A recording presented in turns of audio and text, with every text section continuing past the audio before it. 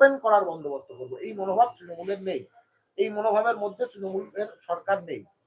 এখন বিষয় হচ্ছে গোটা পশ্চিমবাংলায় এই মুহূর্তে দাঁড়িয়ে এসএফআই স্কুল বাঁচাও মূল বাঁচাও এই আন্দোলন চলছে গোটা পশ্চিমবাংলা জুড়ে।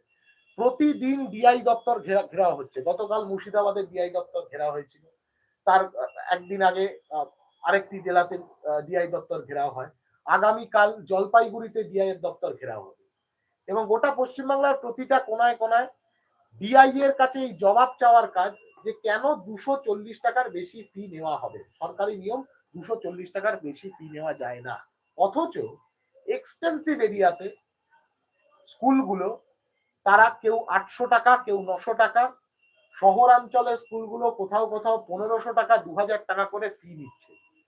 যুক্তি হিসেবে দেখাচ্ছে যে স্কুল চালানোর পয়সা নেই। স্কুল চালানোর পয়সা দেওয়ার কথা কাদের?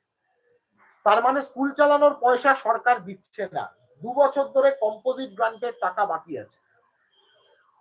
বেসিক্যালি স্কুলের টেবিল, বেঞ্চ,